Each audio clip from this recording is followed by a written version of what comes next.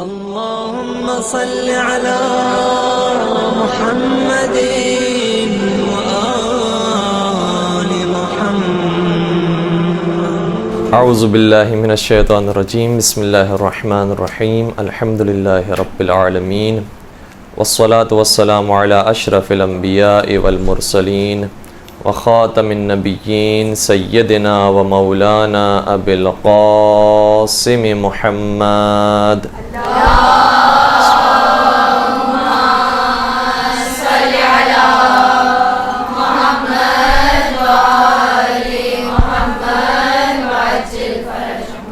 وعلى أهل بيته الطيبين الطاهرين المعصومين المظلومين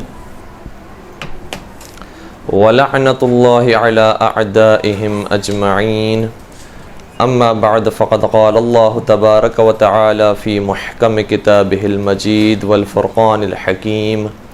بسم الله الرحمن الرحيم. قل هل يستوي الذين يعلمون والذين لا يعلمون. درود پڑھ دیجئے محمد و آل محمد.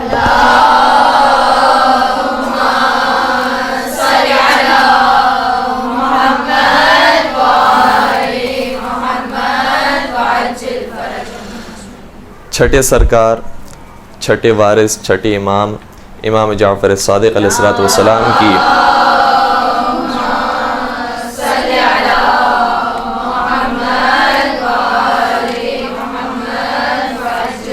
شہادت کی مناسبت سے آج کا یہ درس ہے. اور چھٹے امام کے بارے میں ہمارا یہ عقیدہ اور یہ کہنا ہی بہت بڑی بات ہے کہ ہم نے کسی امام کے نام پر اپنے مذہب کا نام نہیں رکھا. ہمارا مذہب پہچانا جاتا ہے تو چھٹے امام کے نام سے پہچانا جاتا ہے. اور چھٹے امام کی زندگی میں ایک خاص موقع ایسا نصیب ہوا ہے چھٹے امام کو جو باقی اماموں کو نصیب نہیں ہو سکا. اس لیے سب سے زیادہ احادیث چھٹے امام سے منقول ہیں. کوئی بھی حدیث کی کتاب اٹھا لیجئے اور شیعہ حدیث کی کتاب ہو تو اس میں یقیناً امام صادق علیہ السلام کی حدیثیں سب سے زیادہ تعداد میں نظر آئیں گی. گرچہ دوسری طرف اگر دیکھا جائے کہ غیر شیعہ جو کتابیں ہیں اگر ان کتابوں کو دیکھا جائے تو امام مالک کی کتاب کے بارے میں تو بطور خاص خود انہی کا ہی جملہ ہے. موطا جو انہوں نے کتاب لکھی اس کے بارے میں کہتے ہیں کہ جب تک بنی عباس کی حکومت نہیں آئی اور بنی امیہ کی حکومت تھی اس وقت تک میں نے کوئی ایک حدیث بھی امام جعفر سے نقل نہیں کی. یعنی دوسری طرف وہ دشمنی، وہ تعصب، وہ بغض اور کینہ موجود تھا کہ وہ امام سے کوئی حدیث نقل نہیں کرتے تھے. لیکن چونکہ جو حق کے شہدائی تھے اور حق طلب کرنے والے تھے وہ مسلسل امام کے در پر آتے تھے اور قال رسول اللہ کو سنا کرتے تھے. بلکہ علامہ سیوطی نے بھی اپنی کتاب کے اندر یہ لکھا ہے، وہ یہ کہتے ہیں کہ منع تدوین حدیث کا ایک دور جو شروع ہوا تھا بعد وفات رسول، کیونکہ وفات رسول کے بعد جن لوگوں کو حکومت ملی تھی انہوں نے یہ کہنا شروع کر دیا کہ اب کوئی حدیث نقل نہ کرے پیغمبر کی، اب کوئی حدیث کو روایت نہ کرے پیغمبر کی. کیونکہ ظاہر سی بات ہے کہ جو بھی حدیث کو نقل کرتا تھا وہ یا عقائد کے بارے میں ہوتی تھی یا فقہ کے بارے میں یا اخلاقیات کے بارے میں ہوتی تھی. اگر اس کا تعلق عقائد سے ہوتا تھا وہ مکتب اہل بیت کو ترویج دینے کا کام کر رہی ہوتی تھی، اور اس کا تعلق اگر فقہ اور اخلاقیات سے ہوتا تھا تب بھی وہی مذہب اہل بیت کو ترویج دینے کا کام کر رہی ہوتی تھی. لہذا مولائے متقیان کے فضائل کو روکنے کے لیے، اہل بیت کے فضائل کو روکنے کے لیے تدوین حدیث یعنی حدیث کو لکھنے پر پابندی لگا دی گئی.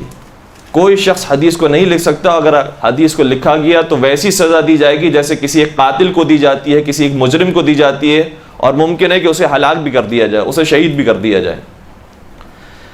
تو اس قدر سختی رکھی گئی. اور یہ پیغمبر کی وفات کے بعد سے شروع ہوا سلسلہ تقریباً 100 برس تک باقی رہا. سن 143 ہجری میں کہتے ہیں علامہ سیوطی کہ منع تدوین حدیث اٹھا لیا گیا، یعنی پھر حدیثیں لکھنے کا سلسلہ شروع ہوا 143 ہجری کے اندر. اور چھٹے امام امام جعفر صادق علیہ السلام کی جو شہادت ہوئی ہے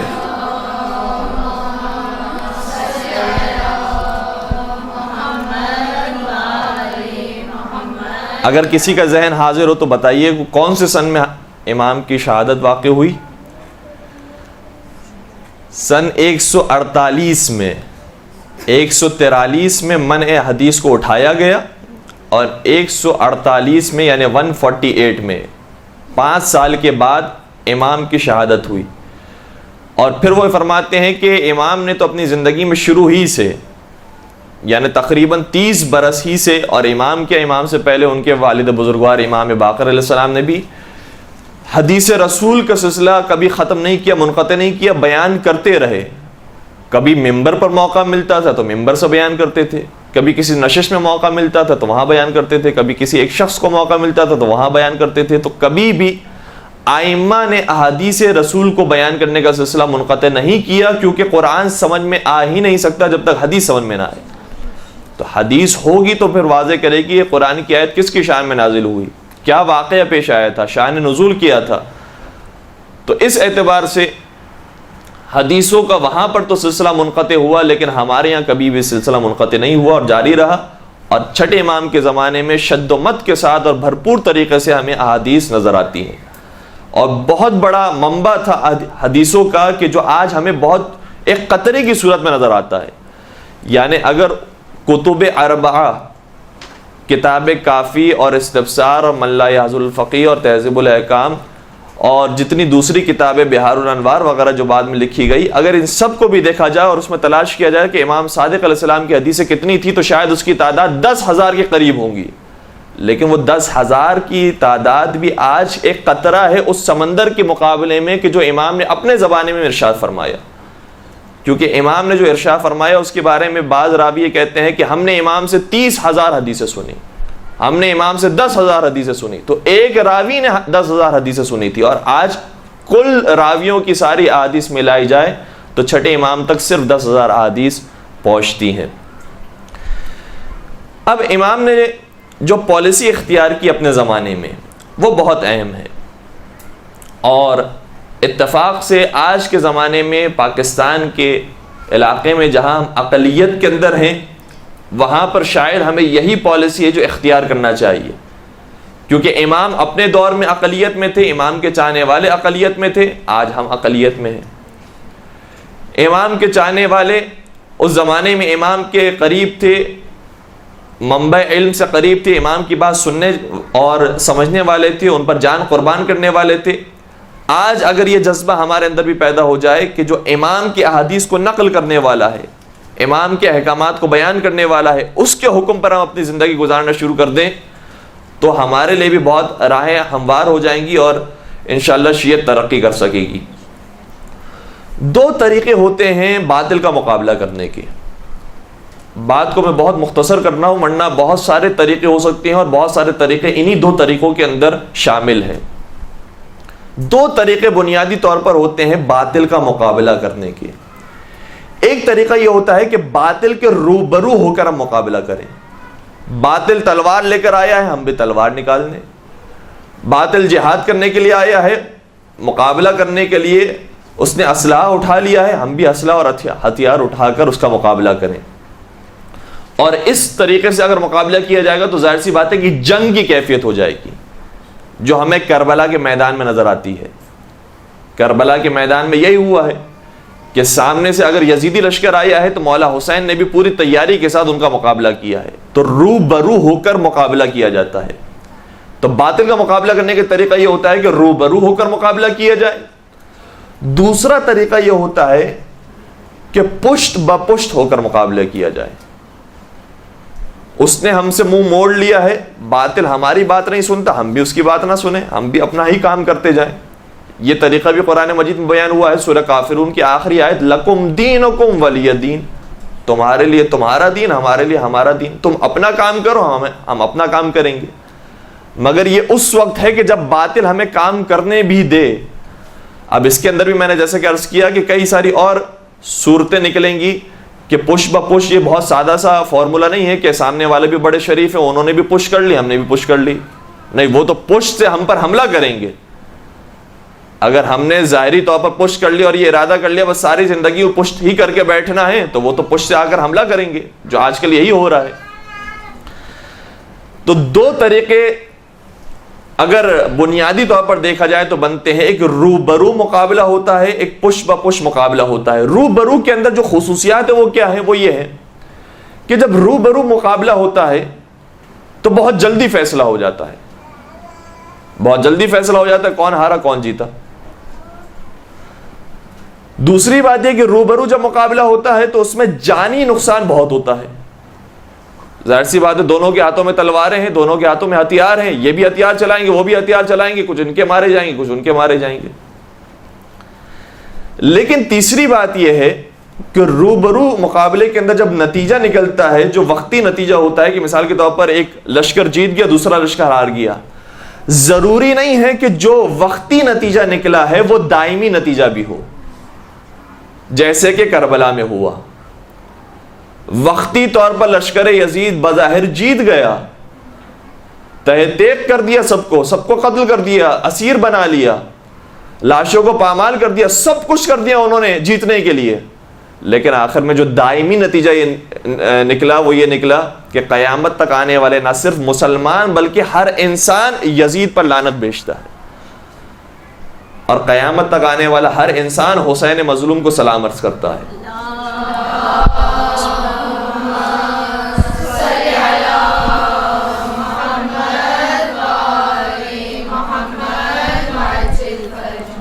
تو اس میں بھی اگر دیکھا جائے تو دیکھیں پالیسی کیا ہے امام کی. امام یہ نہیں چاہ رہے تھے اس زمانے میں بھی جب کربلا کا واقعہ پیش آیا کہ میں وقتی طور پر جیت جاؤں, میں وقتی طور پر مقابلہ کر لوں, میں اور میرے جیسے جتنے دیگر بنو ہاشم کے جوان اور دلیر اور بہادر موجود ہیں یہ سب مل کر حملہ کر دیں. ممکن ہے کہ سارا لشکر یزید تہس نہس ہو جائے, برباد ہو جائے, بھاگ جائیں, فرار کر جائیں اور ہم جیت جائیں. امام کی نگاہ دائمی نتیجے پر تھی. امام کی نگاہ دور اندیشی کے ساتھ اس آخری نتیجے پر تھی کہ بعد میں آنے والے مسلمان کیا کہیں گے کہ انہوں نے اسلام بچایا ہے یا اپنی جان بچائی ہے, انہوں نے ایمان بچایا ہے, دین بچایا ہے یا اپنے گھرانے کو بچایا ہے. چنانچہ وقتی طور پر شکست کھا گئے لیکن ہمیشہ کے لیے جیت گئے. تو اب ہمیں یہ سوچنا ہوگا کہ چھٹے امام نے اپنے زمانے میں کون سی روش کو اختیار کیا. تو چھٹے امام کے زمانے میں بھی روش بہت زیادہ واضح نظر آتی ہے کہ بنو امیہ آہستہ آہستہ زوال کا شکار ہو رہے تھے, اور خود بنی ہاشم تیار تھے حکومت لینے کے لیے. بنی ہاشم ہی میں سے تو بنی عباس نکلے ہیں, ہاشم کی اولاد ہی میں سے جناب عباس ہے کہ جو پیغمبر کے چچا تھے. تو بنی ہاشم جن میں بنی عباس بھی شامل ہیں, بنی فاطمہ یا بنی علی یہ بھی شامل ہے, آل علی بھی شامل ہیں, اور دوسرے بھی جو پیغمبر کے چچا یا مولا کائنات کے جو بھائی ہیں ان کی نسلیں یہ سب شامل ہیں. تو وہاں پر آمادہ تھے بنی ہاشم آسانی سے حکومت لینے کے لیے, کیونکہ کربلا کے بعد ان کا چہرہ اس قدر منحوس ہو گیا تھا, سب ان سے بیزار ہو گئے تھے کہ ان کی حکومت کو ختم کیا جائے, آل محمد کی حکومت کو آنا چاہیے. اور اس طریقے سے حکومت مل بھی گئی بنی ہاشم کو یعنی بنی عباس کو, بنی عباس کو حکومت مل بھی گئی, لیکن اس کے باوجود چھٹے امام نے اس حکومت میں ساتھ نہیں دیا, کیونکہ جانتے تھے کہ حکومت میں آنے کا مطلب یہ ہو گیا کہ اپنی حکومت بچانے کے لیے جتنے غلط کام ہیں وہ بھی کرنا پڑیں گے, اور صحیح کام تو ویسے انسان کرتا ہے. تو جتنے غلط کام ہیں اس کے اندر کبھی کسی ناجائز جگہ پر جا کر کسی ناجائز علاقے میں قتل عام کرنا پڑے گا کہ وہاں پر ہماری حکومت قائم ہو سکے, وہاں پر ہمارے ماننے والے پیدا ہو سکے, وہاں پر ہماری ریاست قائم ہو سکے. کہیں جھوٹی باتیں باندھنا پڑیں گی, تہمتیں لگانا پڑیں گی, یہ سارے کام کرنا پڑیں گے. تو حکومت جاتی ہے تو چلا جائے, لیکن ہم کبھی باطل پر رہ کر حکومت نہیں کر سکتے. مولائے متقیان کا بھی یہی انداز تھا, اور مولائے متقیان کے اولاد کا بھی یہی انداز تھا کہ حکومت جاتی ہے تو چلے جائے, مگر ہم کسی حرام کے ساتھ کسی ناجائز کام کے ساتھ حکومت نہیں کر سکتے. اب پش سے پش ہو کر مقابلہ کرنے کا یہ مقصد نہیں ہے کہ ہم منہ چڑھا کر بیٹھ جائیں, بیزار ہو جائیں, اپنی شکلیں ایسی بنا لیں کہ بھائی ہمیں تم سے کوئی پرواہ نہیں ہے, ہم اپنی زندگی گزاریں گے, یہ مطلب بھی نہیں ہے. پش بپش ہو کر جب مقابلہ کیا جاتا ہے تو اس کا مطلب یہ ہے کہ سامنے والوں کو ہمیں ہرانے کے لیے ابھی آمادہ ہونا ہے. چھٹے امام نے یہی کام کیا ہے، چوتھے امام نے یہی کام کیا، پانچویں امام نے یہی کام کیا کہ اپنے شاگردوں کو تیار کیا، غلاموں کو خریدا، ان کی تربیت کی، انہیں آزاد کیا، کنیزوں کو خریدا، ان کی تربیت کی، انہیں آزاد کیا۔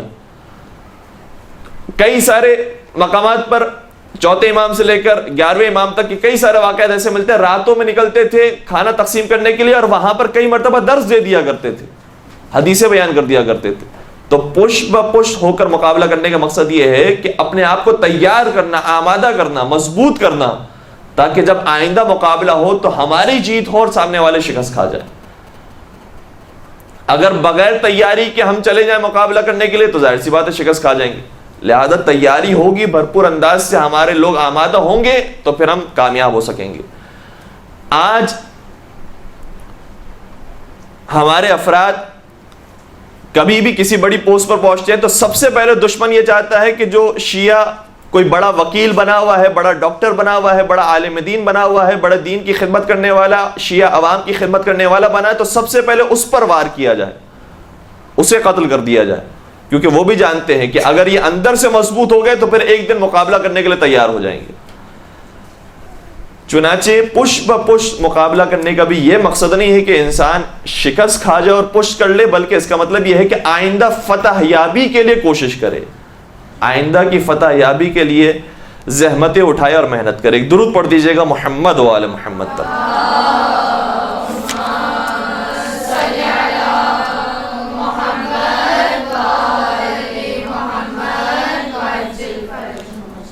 اب امام صادق علیہ السلام نے جو خدمات انجام دی ہے علمی طریقے سے، تو مورخین نے لکھا، مثلا ابن عقدہ نے جو مشہور مورخ ہے اس نے لکھا کہ امام کے درس میں آنے والے طلاب کی تعداد 4000 ہوتی تھی، اور یہ 4000 طالب علم یہ امام کے لیے تو طالب علم ہوں گے لیکن ہمارے لیے یہ بھی عالم دین ہے۔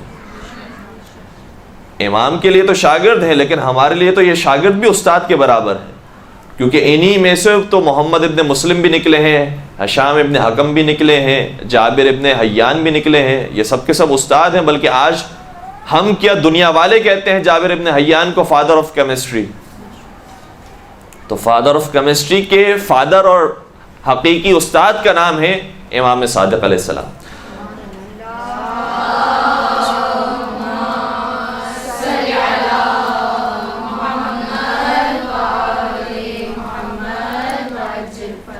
اب محسوس کیجئے گا 4000 طالب علم ہیں، نشتر پارک کے اندر جب مجلس ہوتی ہے تو شاید وہاں پر اگر پورا مجمع جمع ہو جائے اور اس مجلس کو سننے بیٹھے تو شاید ان کی تعداد 4000 ہوگی۔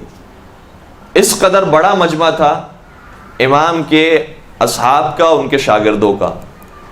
ظاہر سی بات ہے کہ پرانا زمانہ ہے، اسپیکر نہیں ہے، مائک نہیں ہے کہ ہر جگہ پر انسان پہنچ کر خدمت انجام دے سکے، تو یہ بھی تاریخ کی کتابوں میں ملا ہے کہ امام کے جو مخصوص طالب علم ہوتے تھے اور جس شعبے کے اندر انہوں نے اسپیشلائز کیا ہوتا تھا، امام فرماتے تھے اگر کوئی مسئلہ پوچھنے کے لیے آتا تھا، امام فرماتے تھے کہ فلاں کے پاس جاؤ، اس کا جو جواب ہوگا وہ ہمارا جواب ہوگا، اور اگر وہ تمہارا مسئلہ حل نہ کر سکے تو ہم سے رجوع کرنا۔ تو کبھی ہشام ابن حکم کو بھیج دیتے تھے کہ کوئی علم کلام سے متعلق، عقائد سے متعلق بحث ہوتی تھی تو کہتے تھے ہشام ابن حکم تمہارے مسائل کا جواب دے گا، اس کا جو جواب ہے وہ ہمارا جواب ہے۔ کبھی محمد ابن مسلم کو کہتے تھے کہ یہ فقہ اور حدیث تمہیں بیان کریں گا، یہ جو بیان کر رہا ہے یہ گویا میں بیان کر رہا ہوں۔ اس طریقے سے امام کے شاگردوں کے شاگرد وہاں پر تربیت پا رہے تھے۔ اب ایک عجیب بات یہ ہے کہ آل محمد سے تعلق رکھنے والا ایک شخص، اور بظاہر وہ کہ جس کا تعلق دین اسلام سے ہے، لہذا اسلام کی باتیں بیان کرے گا، قرآن کی باتیں بیان کرے گا، حدیث بیان کرے گا، لیکن پوری دنیا نے یہ دیکھا کہ نہ صرف یہ کہ چھٹے امام کی زبان اقدس سے دینی علوم صادر ہوتے تھے، بلکہ جو دنیاوی علوم ہیں وہ بھی اسی در سے ملا کرتے تھے۔ اور یہ میں جو بات عرض کر رہا ہوں یہ تمام ہی مکاتب فکر نے تسلیم کی ہے، بلکہ علامہ طاہر القادری نے اپنی ایک اسپیچ کے اندر یوٹیوب پر اگر امام صادق لکھ کر سرچ کریں گے تو طاہر القادری صاحب کی جو اسپیچ نکلے گی اس اسپیچ کے اندر باقاعدہ انہوں نے نام لیے ہیں بہت سارے شعبوں کے، کہ جن شعبوں کے بارے میں امام صادق علیہ السلام کی حدیثیں موجود ہیں. یعنی علم تفسیر کے بارے میں تو ہے ہی، حدیث کے بارے میں ہے، فقہ کے بارے میں، اخلاق کے بارے میں، عقائد کے بارے میں، عرفان کے بارے میں، فلسفہ کے بارے میں، یہ تو ہیں موضوعات. لیکن اس کے علاوہ علم طب کے بارے میں، ستارہ شناسی کے بارے میں، ریاضیات کے بارے میں، علم شیمیائی کے بارے میں، یہ ساری بھی تعلیمات ہے کہ جو چھٹے امام کے در سے مل رہی تھی. اب اس کا مطلب یہ ہوا کہ نہ صرف یہ کہ دین اسلام میں دنیاوی علوم کو حاصل کرنے کے اوپر شوق دلایا گیا ہے کہ علم دنیا کو بھی انسان حاصل کرے، بلکہ امام نے خود بیان کر کے یہ بھی تعلیم دے دیا کہ تمہاری نگاہ میں عالم فقط عالم دین نہ ہو، جو دنیاوی اعتبار سے بھی علم رکھتا ہے وہ بھی عالم ہے، وہ بھی اپنی فیلڈ کے ایکسپرٹ اور اپنی فیلڈ کا اسپیشلسٹ ہے، لہٰذا اس سے بھی علم حاصل کیا جائے. یہ دینی نقطہ نگاہ سے اچھی اور مستحسن بات ہے. اسی زمانے میں اصول اربع میاں بھی لکھے گئے. اگر یہ اصطلاح کسی نے سنی ہو تو بتائیے گا. اصول اربع میاں، اصول اربع میاں 400 اصول، ترجمہ اس کا یہ بنتا ہے 400 اصول. پانچویں امام کے دور سے یہ کہا جا سکتا ہے، پانچویں امام کے دور سے لے کر 11ویں امام تک کے زمانے میں جتنے بھی اصحاب آئے انہوں نے کتابیں لکھی. وہ اصحاب کے جنہوں نے ڈائریکٹ امام سے حدیث سنی اور نقل کی، اپنی کتاب میں محفوظ کی، اس کتاب کو رکھا جاتا تھا نام، اس کتاب کا نام رکھا گیا اصل. یہ ہے اصل، اور اصل کی جمع ہے اصول. یعنی ایک سے زیادہ تعداد میں کتابیں ہو جائیں تو اسے کہا جائے گا اصول. اور کتنی تعداد میں یہ کتابیں تھیں؟ 400 کی تعداد میں، لہذا اس کا نام رکھا گیا اصول اربع میاں. یہ 400 کی تعداد میں کتابیں ہیں. کون سی کتابیں؟ ایسی کتابیں کہ جس کے اندر حدیثیں لکھی گئی ہیں ڈائریکٹ امام سے سن کر، کوئی درمیان میں واسطہ نہیں ہے. افسوس کی بات تو یہ ہے کہ جس طرح سے بہت سارے ہمارے احادیث کو جلا دیا گیا، کتاب خانوں کو جلا دیا گیا، اسی طریقے سے 400 جو کتابیں تھیں ان میں سے بھی شاید 20 کے قریب کتابیں وہ ہیں کہ جو آج موجود ہیں. اس کے علاوہ کوئی گم ہو گئیں، کوئی جلا دی گئیں، برباد ہو گئیں، چرا لی گئیں. اور وہ جو 20 کتابیں جو محفوظ رہ گئی اور باقی ہیں، اسے علامہ ابن ادریس حلی نے اپنی کتاب سرائر میں ذکر کیا ہے. ابن ادریس حلی نے اپنی کتاب سرائر کے اختتام پر جس کا نام رکھا ہے، اس باب کا نام رکھا ہے مستطرفات السرائر. مستطرفات السرائر، اس میں تقریباً ان 20 اصولوں کو ذکر کیا ہے. البتہ ایک اہم بات یہ ہے کہ یہ جو 400 اصول تھے یہ اپنی اصلی شکل میں تو صرف 20 باقی رہ گئے. لیکن اگر کتابیں جلا بھی دی گئیں تو راویوں کو چونکہ حدیثیں یاد تھی، اس زمانے میں حفظ کی ہوئی تھی حدیثیں، لہٰذا اگر کتابیں جلا بھی دی گئیں تو انہوں نے اپنے شاگردوں کو وہ حفظ کی ہوئی حدیثیں نقل کی، اور پھر شاگردوں سے شاگردوں میں یہ نقل ہوتے رہی یہاں تک کہ کتاب کافی کے اندر اور دوسری کتب اربعہ کے اندر ان اصول اربعہ میاں میں سے بہت ساری حدیثیں ذکر کی ہوئی ہیں. لیکن ان حدیثوں میں اور کتب اربعہ میاں کے اندر فرق یہ ہے کہ کتب اربعہ میاں کی جو حدیثیں تھیں وہ ڈائریکٹ امام سے نقل کی ہوئی تھی، اس میں کسی راوی کا واسطہ نہیں تھا درمیان میں. جبکہ آج جو کتاب کافی میں حدیثیں نقل کی گئی ہیں، اگر ان سے نقل بھی کی گئی ہیں تو اس میں 2-3 واسطے یا اس سے زیادہ واسطے موجود ہیں راویوں کے، جس کے بعد پھر یہ امام تک سلسلہ پہنچتا ہے کہ امام نے پھر یہ فرمایا. تو امام نے اس زمانے میں علمی خدمات انجام دی اور علمی طور پر اپنے شاگردوں کو مضبوط کیا، اور ظاہر سی بات ہے کہ علم پھیلے گا تو خود بخود باطل نابود ہوگا. اسلام کی تعلیمات کا آغاز بھی علم سے ہو رہا ہے. وہاں توحید کا تذکرہ نہیں ہے، علم کا تذکرہ ہے. جہاں علم آئے گا وہاں خود بخود لوگ حق کی طرف جائیں گے، اور جہاں جہالت ہوگی وہاں پھر باطل حکومت آئیں گی اور حکومتیں کریں گی. اب ہماری جو گفتگو ہے وہ ایک دوسرے زاویے کی طرف جا رہی ہے. وہ یہ ہے کہ امام کے درس میں شریک ہونے والوں کی تعداد جو تھی 4000 کی، یہ سب کے سب ایسے نہیں تھے کہ جو امام کو امام مان کر امام کے درس میں بیٹھنے والے ہوں، بلکہ بہت سے ایسے تھے کہ جو ایک عالم دین کی حیثیت سے، آل محمد میں سے ایک قابل شخص کی حیثیت سے امام کے درس میں بیٹھتے تھے، کہ ان کے درس میں بیٹھیں گے تو کبھی قال رسول اللہ سننے کو ملے گا، کبھی امام جو ہے وہ قرآن مجید کی کسی آیت کی تفسیر بیان کریں گے کہ اس آیت میں مراد کیا ہے، جیسے من قتل نفسا بغیر نفس او فسادا فی الارض، کہ اگر کسی نے ایک شخص کو قتل کیا تو فکأنما قتل الناس جميعا، اس سے ساری انسانیت کو قتل کیا۔ امام نے بیان فرمایا اس میں قتل سے مراد ظاہری قتل کرنا تو سب سمجھ سکتے ہیں کہ ہے، لیکن حقیقت میں اس کے معنی یہ ہے کہ جس نے ایک شخص کو گمراہ کیا اس نے گویا ساری انسانیت کو گمراہ کر دیا، اور جس نے ایک شخص کی ہدایت کی اس نے گویا ساری انسانیت کی ہدایت کی۔ تو جو اس کی تعویل تھی وہ امام کے علاوہ کوئی نہیں جانتا تھا، لہٰذا بہت سارے ایسے افراد تھے کہ جو امام کو امام مان کر اس درس میں نہیں بیٹھ رہے تھے بلکہ ایک عالم کی حیثیت سے بیٹھتے تھے۔ حتیٰ کچھ ایسے شاگرد بھی تھے کہ جو یہ سمجھ رہے تھے کہ ابھی امام کا دور ہے، ابھی چھٹے امام کا دور ہے، ان سے ہم حدیثیں سنیں گے، جب ہم جوان ہو جائیں گے، جب ہم مثلا بڑی عمر کے پہنچ جائیں گے، بوڑھے ہو جائیں گے، تو پھر ہمیں موقع ملے گا کہ ہم اس منبر پر بیٹھیں اور پھر ہمارے بھی شاگرد ہوں اور ہماری بھی واہ واہ اور چاچا ہو۔ تو حتیٰ لوگ دنیا کو حاصل کرنے کے لیے امام کے درس میں بیٹھے ہوئے تھے، اور بہت سارے ان کے اندر افراد موجود ہیں کہ جو شیعہ نہیں ہیں مگر پھر بھی امام سے انہوں نے حدیثیں نقل کی ہیں، شاگردی اختیار کی ہے، اور سر فہرست نام جو آتا ہے اس میں امام ابو حنیفہ کا نام ہے، امام مالک ابن انس کا نام ہے، سفیان ثوری کا نام ہے، سفیان ابن عیینہ کا نام ہے، ابو ایوب سجستانی اور کئی سارے دیگر علماء مثلا ابو ایوب وغیرہ شامل ہیں۔ عجیب بات یہ ہے کہ کئی سارے علماء اس زمانے میں موجود تھے، لیکن آج ہم جب دیکھتے ہیں کہ کس کی فقہ پر عمل کیا جاتا ہے تو صرف 4 افراد وہ ہیں کہ جن کی فقہ پر عمل کیا جاتا ہے، یا ابو حنیفہ کی، یا امام مالک کی، یا امام شافعی، یا امام حنبل کی۔ کیوں ایسا ہوا کہ ان چاروں کو وہ شہرت نصیب ہوئی کہ جو دوسروں کو نصیب نہیں ہوئی؟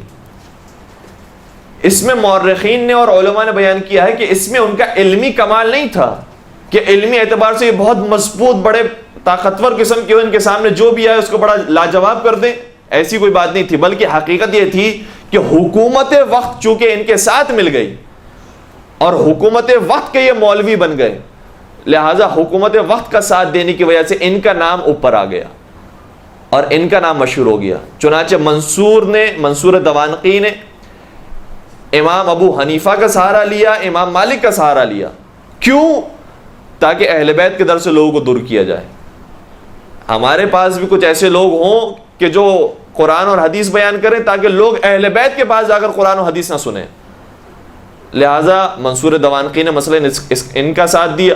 اس کے بعد جب امام شافعی، امام احمد ابن حنبل کا دور آیا تو اس زمانے میں جو بادشاہان وقت تھے انہوں نے ساتھ دیا، اور امام شافعی کا تو ساتھ دیا گیا، البتہ امام احمد ابن حنبل کا نام اس قدر معروف نہیں تھا۔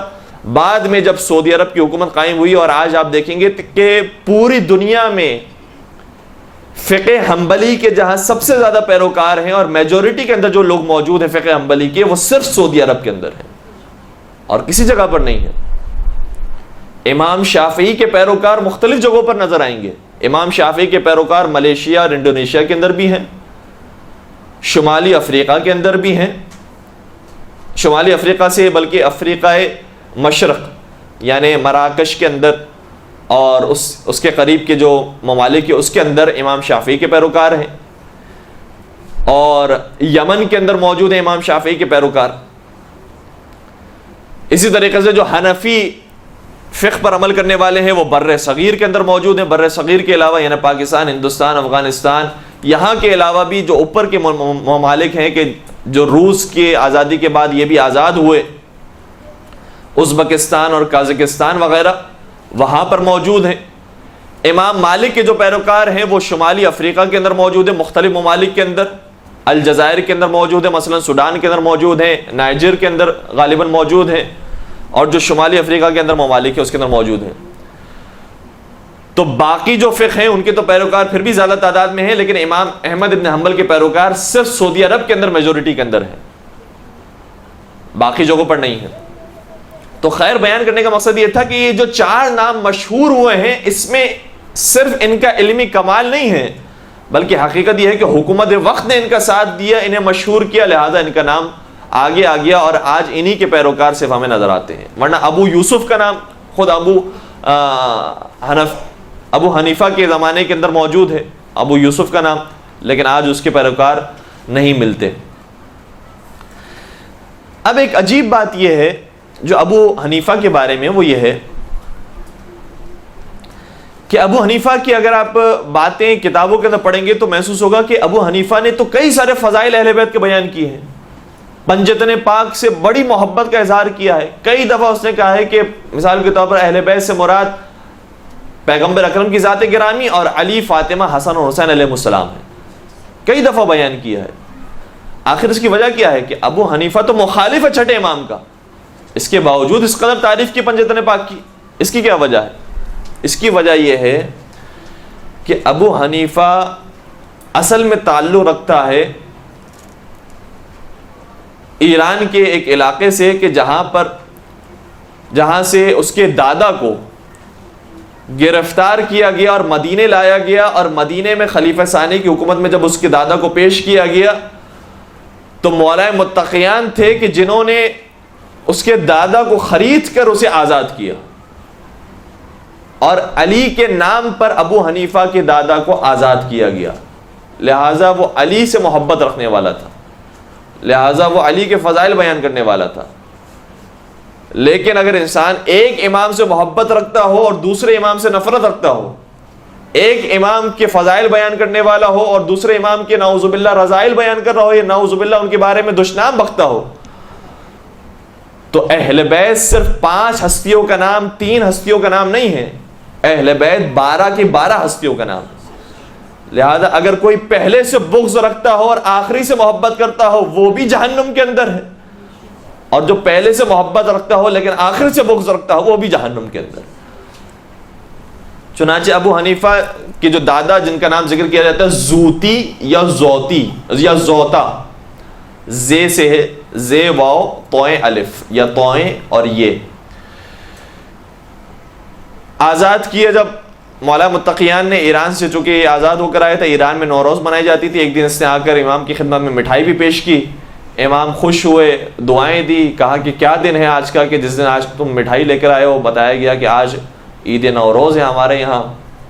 تو امام نے شاہ فرمایا کہ نوروزنا کل یوم، ہمارا نوروز تو ہر دن ہوتا ہے، لہٰذا تم ہر دن اسی طریقے سے خوشی کے انداز میں آیا کرو اور ہمارے ساتھ بیٹھا کرو، ملاقات کیا کرو۔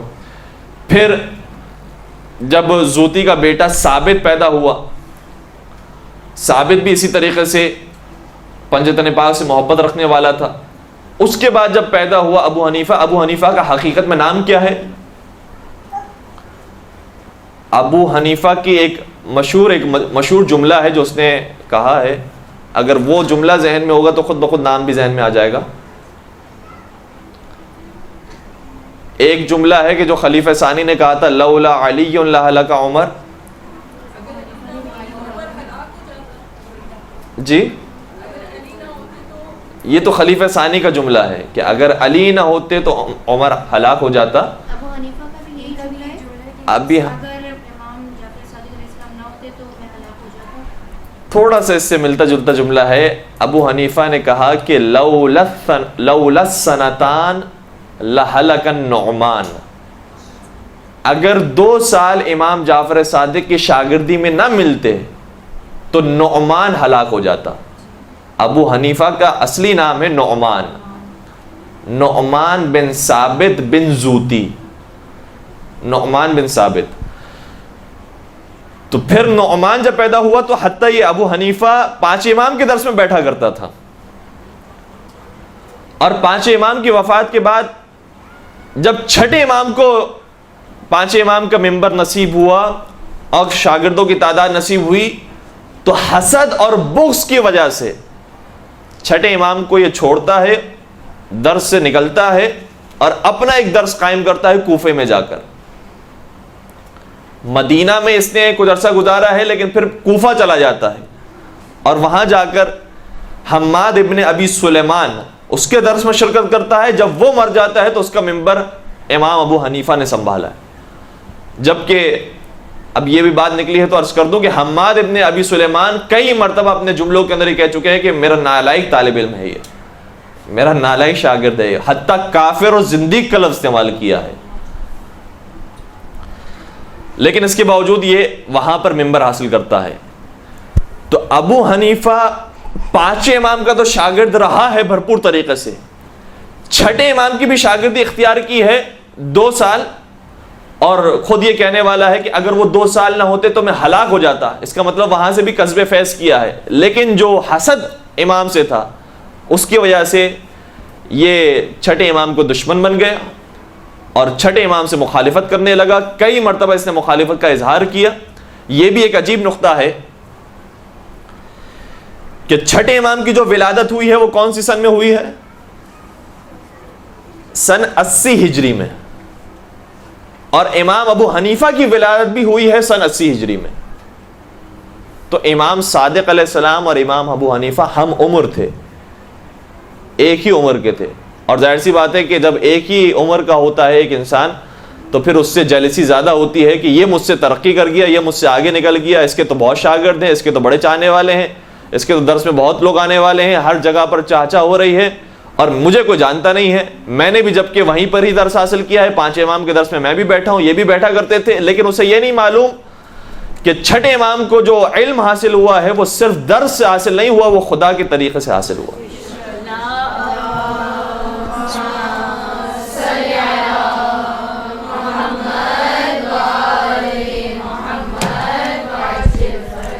وہ علم جو چھٹے امام کے پاس ہے وہ درسی علم صرف نہیں ہے, وہ علم لدنی ہے, وہ خدا کی طرف سے ملا ہوا علم ہے, لہٰذا اس کا کوئی مقابلہ نہیں کر سکتا.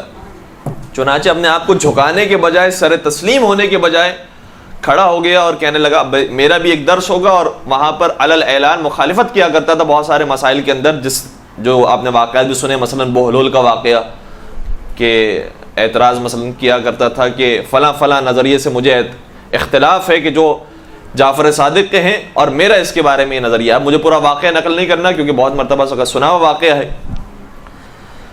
تو یہ ساری باتیں ہیں کہ جو ابو حنیفہ کے سبب بنتی ہے کہ اس نے اختلاف کیا چھٹے امام سے.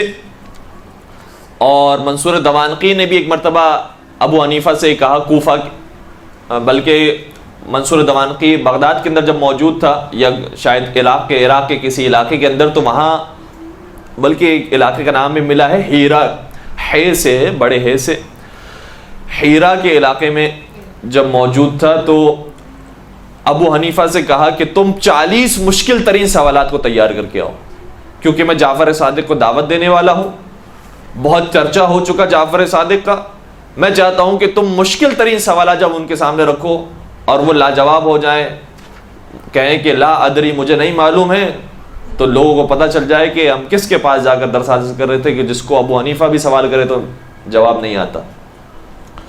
تو 40 مشکل سوالات ابو حنیفہ نے تیار کیے. کہتا ہے کہ جب میں پہنچا منصور دوانقی کے پاس تو میں نے کیا دیکھا کہ منصور دوانقی تنہا نہیں بیٹھا تھا, بلکہ اس کے برابر میں امام جعفر صادق علیہ السلام بھی بیٹھے ہوئے تھے. اور اس اعتبار سے میرے اندر ایک ہیبت پیدا ہو گئی کہ منصور نے تو بڑا احترام دیا ہے, جعفر صادق کو اپنے پہلو میں بٹھایا ہے, اور پھر مجھے بھی قریب بلایا, مجھے بھی ایک جگہ پر بٹھایا اور کہا کہ جعفر صادق سے اگر تم کچھ پوچھنا چاہتے ہو, سوالات کرنا چاہتے ہو تو سوالات کرو. ابو حنیفہ نے ایک ایک کر کے سوالات کرنا شروع کیے. پہلا سوال کیا, امام نے جواب دیا, لیکن صرف یہ نہیں بتایا کہ اس کا حقیقت میں یہ جواب ہے, بلکہ یہ بیان فرمایا کہ دیکھ تیرا نظریہ یہ ہے اس مسئلے کے اندر, مدینے والوں کا نظریہ یہ ہے اس مسئلے کے اندر, اور ہمارا نظریہ یہ ہے اس مسئلے کے اندر. اور کبھی فرماتے کہ کوفے والوں نے یہ فرمایا, یعنی ابو حنیفہ کے شہر کی طرف اشارہ کرتے, کبھی مدینے والوں کے شہر کی طرف اشارہ کرتے, اور کبھی بیان کرتے کہ ہمارا نظریہ وہی ہے کہ جو مدینے والوں کا ہے, کبھی بیان فرماتے ہمارا نظریہ وہی ہے کہ جو کوفے والوں کا ہے. کہتے 40 کے 40 سوالات جو مشکل ترین تھے میں نے پوچھے, اور نہ صرف یہ کہ ہر سوال کا ایک جواب مجھے ملا بلکہ 3 جوابات ملا کرتے تھے. اور پھر ابو حنیفہ یہ کہتا ہوا چلا کہ یہ حدیث تو ہر ایک نے سنی ہے کہ سب سے دانا انسان وہ ہوتا ہے کہ جو لوگوں کے بارے میں سب سے زیادہ اختلاف کے بارے میں جانتا ہو. جعفر صادق نہ صرف یہ کہ سوالات کے حقیقی جواب جانتے تھے بلکہ اس اختلاف کو بھی جانتے تھے کہ جو لوگوں کے درمیان ہے. لہذا جعفر صادق سے دانا کوئی انسان موجود نہیں.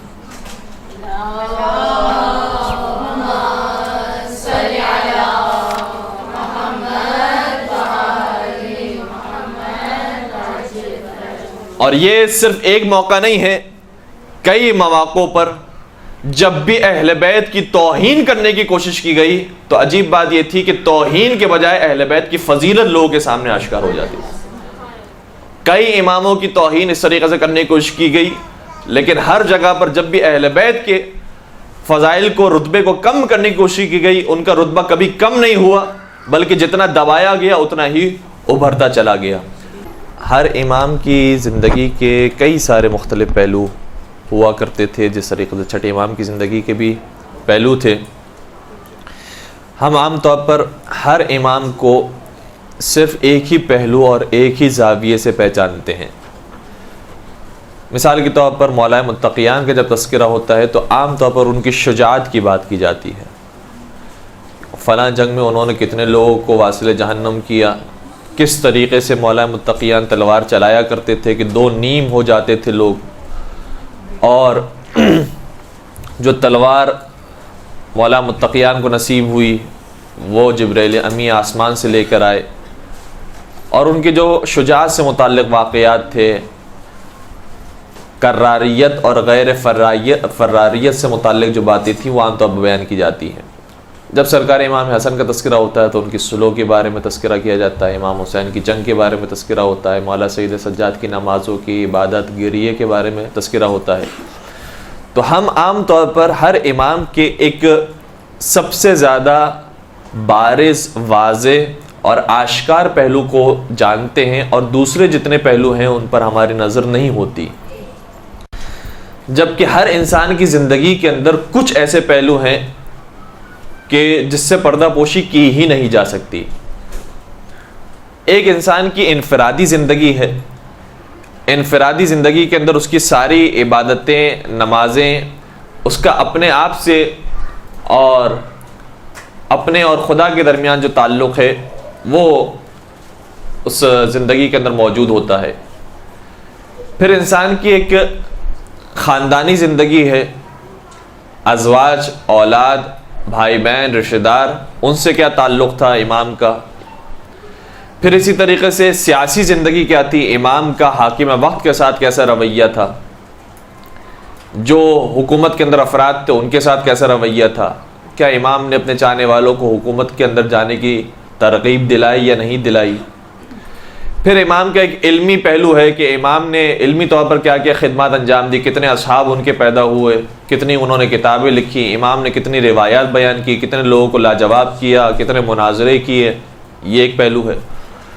تو ہر امام کی زندگی کے کئی سارے پہلو ہوتے ہیں، اور حقیقت میں عالم دین کو بھی، اور یا تو ذاکرہ الحمدللہ یہاں پر ہوں گی بھی اور انشاءاللہ بنیں گی، تو انہیں بھی صرف ممبر کی خدمت نہیں کرنی ہے، بلکہ جس طریقے سے امام نے مختلف پہلوؤں کا خیال رکھتے ہوئے زندگی گزاری ہے، جس میں خاندان کی بھی خدمت ہے، اولاد کی بھی خدمت ہے، ماں باپ والدین کی بھی خدمت ہے، عبادات کی طرف بہت توجہ دی ہے، اور سیاسی مسائل کو بھی دیکھا ہے، موجودہ حالات کو بھی دیکھا ہے. ان ساری چیزوں کو ایک عالم دین کو بھی دیکھنا ہے.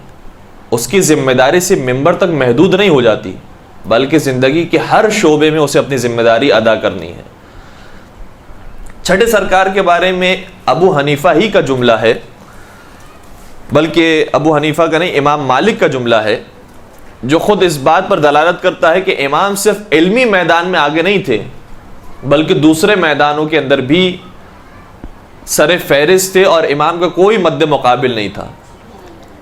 امام مالک فرماتے ہیں کہ ما رأت عین ولا سمعت اذن ولا خطر علی قلب بشر کسی آنکھ نے نہیں دیکھا اور کسی کان نے نہیں سنا اور کسی انسانی دل کے اوپر وہ خیال نہیں آیا، کوئی خیال نہیں آیا، افضل من جعفر ابن محمد الصادق علما وعبادتا وورعا، یعنی کسی آنکھ نے، کسی کان نے، کسی دل نے نہیں پایا ہے جعفر صادق سے زیادہ کسی کو عالم، کسی کو عابد اور کسی کو زاہد۔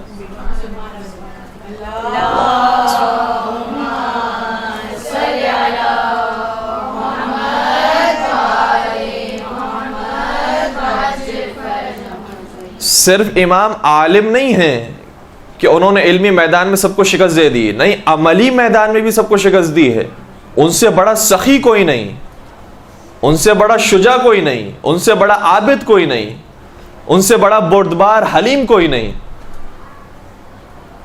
اور ابو زہرا زے ہے رے ہے، اہل سنت عالم دین ہے، انہوں نے کتاب لکھی ہے اور اس کتاب کے اندر مختلف پہلو امام کے بیان کیے ہیں۔ اس میں سے بیان کرتے ہیں کہ ایک قاعدہ کلی بیان کرتے ہیں کہ جب بھی انسان کوئی نیکی انجام دے تو اس کے اندر یہ 3 باتیں ہونا ضروری ہے۔ کہتے ہیں لا یتم المعروف الا بثلاثۃ، نیکی اس وقت تک نیکی نہیں بن سکتی جب تک اس کے اندر 3 باتیں نہ ہوں، بتعجیلہ وتصغیرہ وسترہ۔ پہلی بات یہ ہے کہ وہ نیکی جلدی انجام دی جائے، اس نیکی کو انجام دینے کے بعد اسے چھوٹا سمجھا جائے اور اس نیکی کو چھپایا جائے۔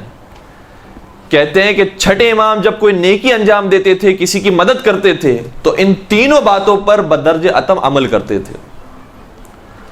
روزانہ ہر رات نکلا کرتے تھے، جس طریقے سے چوتھے سرکار کے بارے میں ملتا ہے، چوتھے امام جس طریقے سے نکلا کرتے تھے، اور جس طریقے سے مولا کائنات کے بارے میں تواتر کے ساتھ ملتا ہے کہ رات کی تاریکی میں نکلا کرتے تھے اور روٹیاں تقسیم کیا کرتے تھے۔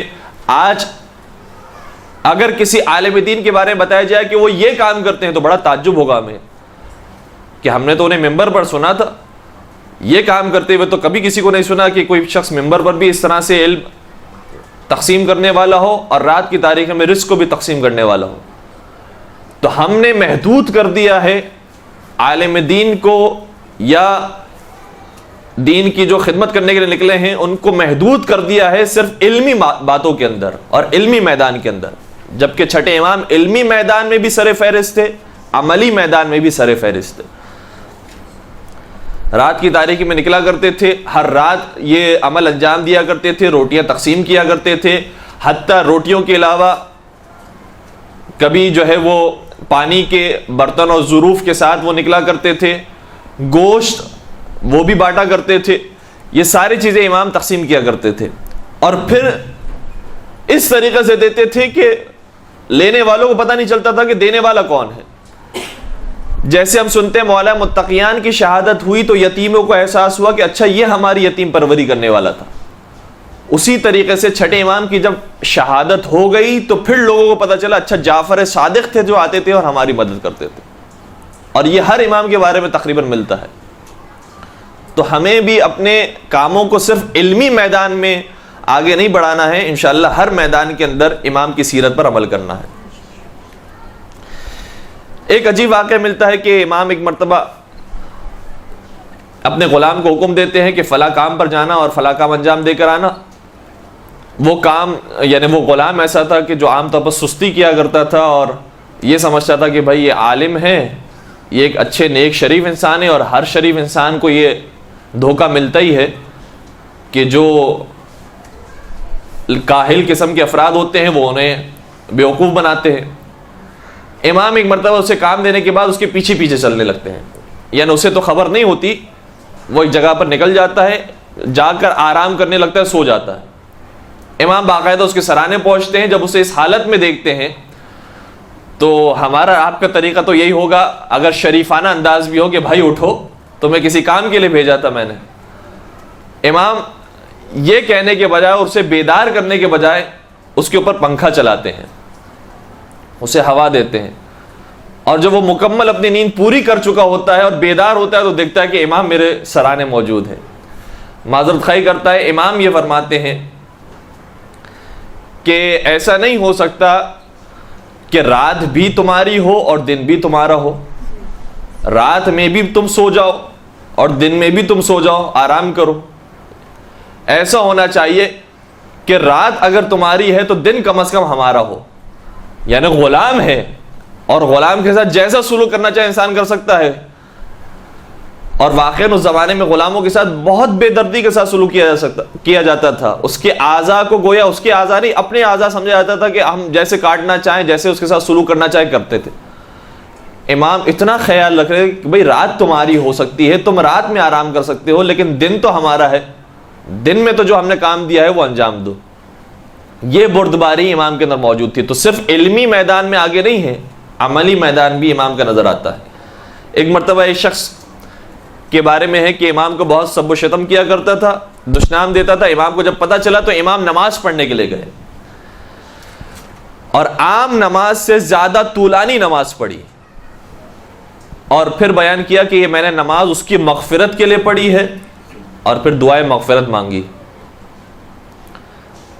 تو امام کا یہ انداز، اور امام نے اس کے بعد نصیحت بھی فرمائی اپنے اصحاب سے کہ اگر کوئی شخص تم سے گلا شکوہ رکھتا ہو تو اس کے شکوے کو دور کرنے کا طریقہ نہیں ہے کہ اس کو شکوے سے جواب دے کر اسے خاموش کیا جائے، بلکہ اس کو عزت اور احترام دے کر اسے خاموش کروایا جائے. اور پھر اس طرح کے بے شمار واقعات چھٹے امام کے تو بہت زیادہ روایتوں کے اندر موجود ہیں، ملتے ہیں. بیان کرنے کا صرف مقصد یہ ہے کہ امام کی زندگی کا صرف ایک ہی پہلو نہیں کہ امام نے صرف علم پر زور دیا، علم بیان کیا، علمی ترویج کی، مدرسے قائم کیے، طالب علموں کی تربیت کی، بلکہ حقیقت یہ ہے کہ امام نے علم کے ساتھ عمل کو بھی جاری رکھا، اور عملی میدان کے اندر بھی امام سر فہرست نظر آتے ہیں. یہ ایک جملہ تھا جو امام مالک کا. دوسرے مقام پر امام مالک یہ کہتے ہیں کہ کنت اتا جعفر بن محمد وکان کثیر التبسم. چھٹے امام یعنی جعفر صادق آیا کرتے تھے اور وہ بہت مسکرایا کرتے تھے. فَإِذَا ذُكِرَ عِنْدَهُ النَّبِي أَخْضَرَ وَأَصْفَرَ. مگر جب نبی کا ذکر کیا جاتا تھا تو بہت سنجیدہ ہو جاتے تھے، ان کا چہرہ سبز یا زرد ہو جاتا تھا. اور پھر فرماتے ہیں وَمَا رَأَيْتُهُ قَطُّ يُحَدِّثُ عَنْ رَسُولِ اللَّهِ إِلَّا عَنْ طَهَارَةٍ. اور میں نے کبھی نہیں دیکھا انہیں کہ انہوں نے پیغمبر کی کوئی حدیث بیان کی ہو اور بغیر طہارت کے بیان کی ہو. باوضو ہو کر طہارت کے ساتھ حدیث پیغمبر بھی بیان کیا کرتے تھے. یہ امام مالک نے چھٹے امام کے بارے میں اس طریقے سے کلمات کو جاری کیا ہے. ابو حنیفہ کا تو میں نے ذکر بھی کیا، لولا السنتان لہلک النعمان. اسی طریقے سے ایک مرتبہ ابو حنیفہ نے یہ کہا جعفر بن محمد افقہ من رأیت. میں نے جس کو بھی دیکھا ہے اس میں سب سے زیادہ فقیہ ترین انسان جعفر صادق کو پایا. ایک مقام پر فرمایا ما رأیت افقہ منہ. میں نے کسی انسان کو جعفر صادق سے زیادہ فقیہ نہیں پایا. یہ امام ابو حنیفہ امام مالک کے جملات تھے. اور اب امام شافعی کے کلمات کو بھی میں آپ کی خدمت بیان کروں گا کہ جو اہل بیت کی شان میں ہے. بیان کرنے کا یہ مقصد یہ ہے کہ اہل بیت کے فضائل اور اہل بیت کے کمالات اور اہل بیت کی بلندیاں اس قدر واضح تھی کہ کوئی دشمن سے دشمن انسان بھی اس کا انکار نہیں کر سکتا. جس طریقے سے مولا متقیان کے فضائل خود دشمنوں نے بیان کیے ہیں، فاطمہ زہرا کے فضائل خود دشمنوں نے بیان کیے ہیں، اسی طریقے سے چھٹے امام اور باقی امام جو ان کے بعد ہیں ان سے پہلے ہیں، سبھی کے فضائل ان کے دشمنوں نے بیان کیے ہیں. اور جب دشمن فضائل بیان کرے تو اس کا مطلب یہ ہے کہ واقعاً وہ اس کے اندر کوالٹی موجود ہے. امام شافعی نے تو یہ کہا، اچھا میں نے جیسے شروع میں بھی اشارہ کیا تھا کہ ابو حنیفہ اور امام مالک کا زمانہ چھٹے امام کے زمانے سے قریب کا زمانہ ہے، ہم زمانہ ہے. لیکن امام شافعی اور امام احمد ابن حنبل یہ تقریباً 50 سے 100 برس کے بعد پیدائش ہوئی ہے اور ان کے بعد کا زمانہ ہے. تقریباً یہ 8ویں امام سے لے کر 11ویں امام کے زمانے کے یہ دونوں شخصیات ہیں. امام شافعی یہ کہتے ہیں کہ کفا فی فضل مولانا علی وقوع الشک فیہ انہ اللہ ومات الشافعی ولیس یدری علی ربہ ام ربہ اللہ. کیا خوبصورت جملے ہیں. کہتے ہیں کہ ہمارے مولا علی کے فضائل میں صرف یہی بات کافی ہے کہ علی کے اندر جب ہم تفکر اور غور کرتے ہیں تو ہمیں اس میں اللہ ہونے کی بو محسوس ہوتی ہے. شک ہوتا ہے علی کے بارے میں کہ کہیں وہ خدا نہ ہو. اور پھر وہ شافعی کہتے ہیں وَمَاتَ الشَّافِعِي، اور شافعی مر گیا وَلَيْسَ يَدْرِي، اور نہیں پہچان سکا کہ علی ربہ ام ربہ اللہ، کہ اس کا رب اللہ ہے یا اس کا رب علی ہے.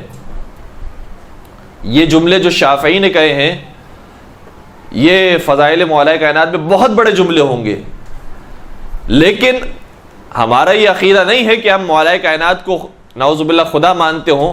ہمیں تو یقین ہے کہ علی ولی ہے اللہ کے، علی حجت ہے خدا کی، علی خدا کی طرف سے امین بنائے گئے ہیں، لیکن خدا ہے اور خدا کی مخلوق ہے. آیت اللہ مامکانی نے باقاعدہ اس شعر کے نیچے یہ لکھا بھی ہے کہ یہ شعر امام شافعی کا ہوگا شعر، لیکن ہمارا عقیدہ یہ عقیدہ نہیں ہے کہ جو امام شافعی نے بیان کیا ہے. صرف بیان کرنے کا مقصد یہ ہے کہ اس طریقے سے وہ سمجھتے تھے اہل بیت کو اور پنجتن پاک کو.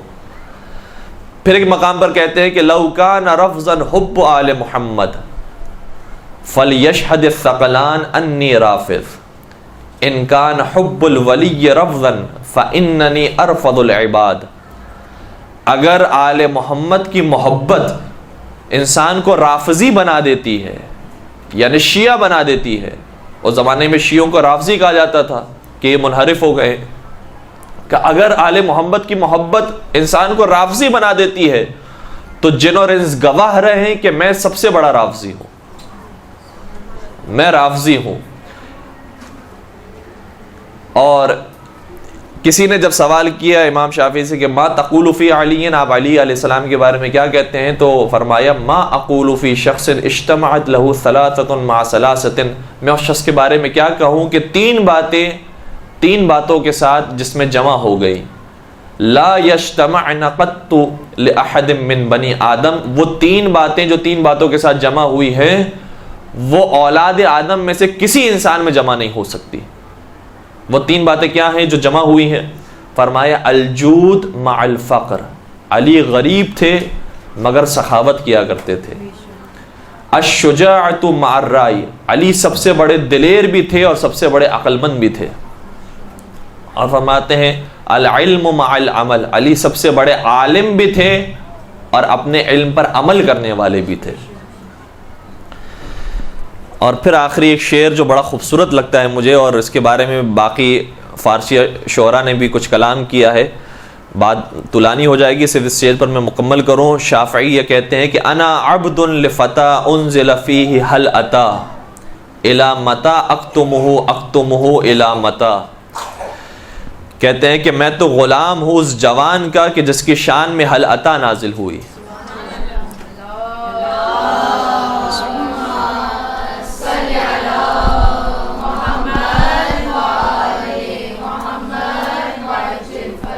اور میں اپنے ایمان کو کب تک چھپاؤں اور کب تک چھپاؤں میں اپنے ایمان کو.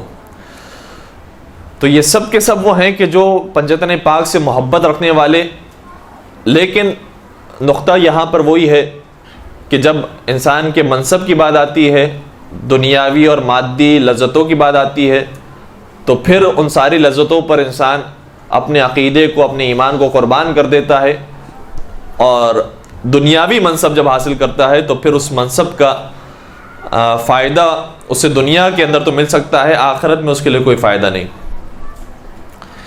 اور بہت سارے لوگ ایسے ہی ہیں کہ جو دین کا جب کام کر رہے ہیں تو دین کا کام حقیقت میں وہ دین کے لیے نہیں کر رہے، وہ اپنی دنیا کمانے کے لیے کر رہے ہیں. کسی نے بڑا خوبصورت جملہ کہا تھا، کہہ رہے تھے کہ بہت تھوڑے سے لوگ ایسے ہوتے ہیں کہ جن کا دین اسلام ہوتا ہے، اور بہت زیادہ لوگ ایسے ہوتے ہیں کہ جن کا پیشہ اسلام ہوتا ہے. تو اس فیلڈ میں آنے کے بعد بطور خاص یہ انسان کے لیے ضروری ہو جاتا ہے کہ پہچانے کہ اس نے یہ فیلڈ کو کیوں اپنایا ہے، اس کا دین، اس کا مذہب، اس کا ایمان، اس کا عقیدہ ہے یہ چیز، یا اسے اپنی دنیا کمانی ہے اور دنیا بہتر کرنی ہے جس کی خاطر اس نے یہ شعبہ اختیار کیا ہے. اب چھٹے سرکار کے بارے میں کئی مختلف پہلو اور کئی مختلف باتیں ایسی ہیں کہ جو بیان کی جانی چاہیے. بنی امیہ کے دور ختم ہو رہا ہے، بنو عباس کا دور شروع ہو رہا ہے. بنی امیہ کے دور میں کون کون سی ایسی باتیں تھی جس کی وجہ سے بنی امیہ سے لوگ بیزار ہو گئے تھے؟ ایک بات تو بہت بڑی بات یہ ہے کہ واقعہ کربلا پیش آیا، نواسے رسول کو شہید کیا گیا، بے دردی کے ساتھ انتہائی مظلومانہ انداز میں رسول ہی کے نواسے کو شہید کیا گیا۔ یہ تو ایک بہت بڑا فیکٹر تھا بنی امیہ کی حکومت کے چلے جانے کا۔ اس کے علاوہ بنی امیہ کے مظالم بھی بہت زیادہ تھے، بالخصوص عجمیوں پر۔ بنی امیہ چونکہ تعلق رکھتے تھے عرب قبیلے سے، قریش قبیلے سے تعلق تھا، اور قریش کا ویسے ہی مزاج ایسا تھا کہ ہم سب سے بڑے ہیں، سب سے بزرگ ہیں، ہمارے برابر کوئی نہیں ہے۔ حتیٰ آپ جب وفات رسول کے بعد جانشینی کا مسئلہ کھڑا ہوا ہے، اس کے اندر بھی یہی الفاظ محسوس کریں گے کہ ہم قریش سے تعلق رکھتے ہیں، اور قریش کا حق ہے سرداری کرنا، قریش کا حق ہے حاکمیت کرنا۔ تو اپنے آپ کو بڑا سمجھنا یہ بنی امیہ کے اندر موجود تھا، اور عجمیوں پر بے پناہ انہوں نے ستم کیا۔ لہٰذا جو ایرانی طاقت تھی، عجمیوں کی طاقت تھی، انہوں نے مل کر ساتھ دیا، اور اس طریقے سے حکومت ختم ہوئی ہے عربوں کی اور بنی امیہ کی۔ گرچہ دوبارہ سے جو حکومت آئی وہ بنی ہاشم کو نہ مل سکی، بنی عباس کے حکمرانوں کو ملی، لیکن بنی عباس والوں نے پھر یہ پالیسی اختیار کی کہ پھر عجمیوں کو بھی کچھ نہ کچھ حق دیا ہے عربوں کے ساتھ۔ کیا ان کے اوپر مظالم ڈھائے جاتے تھے؟ عجمیوں کے اوپر بہت سارے مظالم، چند ایک کا تذکرہ میں آپ کی خدمت میں عرض کروں۔ مثلا عربی مرد تو عجمی عورتوں سے شادیاں کر سکتا ہے، لیکن کوئی عجمی مرد یہ حق نہیں رکھتا کہ کسی عربی خاتون سے شادی کرے، یہ ان کی شان کے خلاف ہے۔ جو عرب ہیں وہ جب جنگ کے اندر جائیں گے تو وہ کسی سواری کے اوپر سوار ہو کر جائیں گے، اور جب عجمی جائیں گے جنگ کے اوپر تو انہیں سوار ہونے کا حق نہیں ہے، وہ پیدل جائیں گے سفر اور جنگ کرنے کے لیے۔ عرب اپنے ہاتھوں میں تیر و کمان رکھ کر مقابلہ کریں گے، اور عجمیوں کو تلوار دیں گے تاکہ وہ تن متن ہو کر لڑیں۔ عجم تن متن ہو کر لڑیں گے، انہیں زخم سہنا پڑے گا، لیکن عرب دور سے تیر ماریں گے اور ان کی جان خود محفوظ رہے گی۔ جب کھانا تقسیم کیا جائے گا تو عربوں کو زیادہ ملے گا، عجمیوں کو کم ملے گا۔ جب مال غنیمت تقسیم کیا جائے گا تو عربوں کو زیادہ ملے گا، عجمیوں کو کم ملے گا۔ جتنے لشکر کے سردار بنائے جائیں گے وہ عرب بنائے جائیں گے، عجم نہیں بنائے جائیں گے۔ جماعت قائم ہوگی تو امام جماعت عربی ہوگا، عجمی نہیں ہوگا۔ یہ وہ سارے فضائل تھے کہ جو مثال کے طور پر عربوں کے ذہنوں میں تھے اور اس پر عمل کر رہے تھے۔ پھر قرآن مجید سے دین کا نام لے کر ثابت کرتے تھے کہ ہم با فضیلت ہیں۔ سب سے پہلی بات تو یہ کہ قرآن مجید کس زبان میں نازل ہوا؟ کہتے تھے عربی زبان میں نازل ہوا، لہٰذا ہم با فضیلت ہیں۔ قرآن مجید جو خدا نے چنی ہے زبان، وہ عربی زبان چنی ہے، وہ کوئی دوسری زبان نہیں چنی۔ دوسری بات یہ کہ پیغمبر کو چنا تو پیغمبر بھی عربی تھے، عرب زمین سے تھے، لہٰذا عربیوں کو فوقیت حاصل ہے۔ خانہ کعبہ یہ بھی عرب زمین کے اندر موجود ہے، عجم زمین کے اندر نہیں ہے۔ تو جتنی باتیں ہیں جو پروردگار نے جس کا انتخاب کیا ہے، ان ساری چیزوں کا تعلق بھی عربی ممالک سے ہے، عجمی ممالک سے نہیں ہے۔ اچھا، اس کے مقابلے میں جو جواب دینے والے تھے، اور وہ بھی بھرپور جواب دینے والے تھے، اور ان کے اندر بھی کئی مرتبہ جاں بحق ہوئے لوگ، شہید ہو گئے لوگ، وہ ایک بات جو کہتے تھے، بڑی خوبصورت بات ان میں سے ایک یہ تھی کہ قرآن تمہارے درمیان ہے، رسول تمہارے درمیان ہے، خانہ کعبہ تمہارے درمیان ہے۔ اس کا مطلب یہ ہوا کہ تم اتنے نالائق تھے کہ تمہاری ہدایت کی پروردگار کو ضرورت محسوس ہوئی، ہماری ہدایت کی ضرورت ہی محسوس نہیں ہوئی۔ تم اتنے گمراہی کے شکار تھے، تم اتنے گمراہی میں ڈوبے ہوئے تھے کہ خدا نے یہ بہتر سمجھا کہ تمہیں پہلے ہدایت کے راستے پر لے کر آئے، ساری دنیا خود بخود ہدایت کے راستے پر آ جائے گی۔ اور چاہے عرب عجموں پر فضیلت کی بات کریں یا عجم عربوں کے اوپر فضیلت کی بات کریں، حقیقت یہ ہے کہ اسلام میں نہ عجم ہونا فضیلت کا معیار ہے، نہ عرب ہونا۔ اور یہ وہ معیار تھا کہ جو پیغمبر بار بار قائم کرنا چاہتے تھے، یہاں تک کہ حجۃ الوداع کے موقع پر بیان فرمایا کہ کسی عرب کو عجم پر فوقیت حاصل نہیں، کسی گورے کو کالے پر فوقیت حاصل نہیں، کسی قریش کو غیر قریشی پر فوقیت حاصل نہیں۔ تو جن باتوں کا تذکرہ بار بار پیغمبر ساری زندگی کرتے رہے، پیغمبر کی وفات کے بعد دوبارہ سے وہی مسائل پیدا ہونا شروع ہو گئے۔ گویا دور جاہلیت کو ختم کرنے کے لیے پیغمبر آئے تھے، اسلام لے کر آئے۔ یہ لوگ مسلمان تو ہو گئے، لیکن مسلمان ہونے کے باوجود ان کے افکار وہی دور جاہلیت کے افکار تھے۔ ان افکار کو بدلنے کے لیے بھی مولا متقیان اور اولاد علی نے بہت بہترین کردار ادا کیا، جس کے اندر کئی سارے شاگرد ایسے تھے کہ جن کا تعلق عجمی ملک سے تھا، جن کا تعلق حبشہ کے ملک سے تھا، حتیٰ کتنے ہی ایسے شاگرد ان کے ایسے تھے کہ دشمن تھے، وہ دشمن کی اولاد میں سے تھے، دشمن کی نسل میں سے تھے، بار بار آ کر کہتے تھے کہ مولا ہم تو شجرہ ملونہ میں سے ہیں، لیکن امام فرماتے تھے شجرہ ملونہ میں سے نہیں ہو، کیونکہ قرآن نے ایک معیار طے کیا ہے اور وہ معیار مختلف مقامات پر بیان کیا ہے۔ اس حدیث کے مطابق امام نے بیان فرمایا معیار کیا ہے؟ فَمَن تَبِعَنِي فَإِنَّهُ مِنِّي وَمَنْ عَصَانِي فَإِنَّ اللَّهَ غَفُورٌ رَحِيمٌ۔ جو شخص ہمارا اتباع کرے گا وہ ہم میں سے ہوگا، چاہے وہ عجمی ہو، چاہے وہ کالا ہو، چاہے وہ پست ہو بظاہر دنیاوی اعتبار سے، لیکن اگر وہ ہمارا اتباع کر رہا ہے تو وہ ہم میں سے ہے۔ تو اس کا تعلق چاہے پاکستان، ہندوستان، ایران، عراق کہیں سے ہو، اگر وہ اتباع امام کے اندر ہے تو وہ ہم میں سے ہے، یعنی وہ اہل بیت کا چاہنے والا ہے، وہ اہل بیت میں سے ہے۔ اور پھر قرآن نے بیان کیا ان اکرمکم عند اللہ اتقاکم، ہمارے نزدیک صرف ایک معیار ہے کہ جو صاحب تقوی ہے وہی صاحب شرف ہے۔ ایک درود پڑھ دیجئے محمد و آل محمد پر۔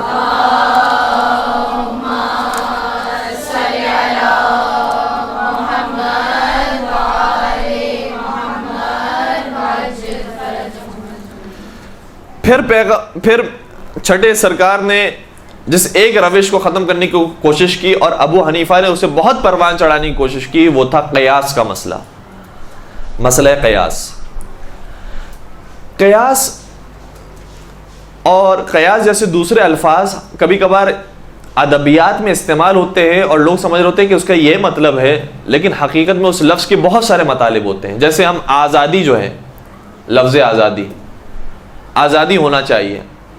اب آزادی ہونا چاہیے، آزادی کا مطلب کیا ہے؟ یہ ایک شخص آ کر ایک ڈیفینیشن اس کی بیان کرے گا، دوسرا شخص دوسری ڈیفینیشن، تیسرا شخص تیسری ڈیفینیشن۔ آزادی کا مطلب کیا ہے؟ ہر چیز سے آزادی، یا آزادی کچھ قیودات کے ساتھ، یا بہت زیادہ قیودات کے ساتھ۔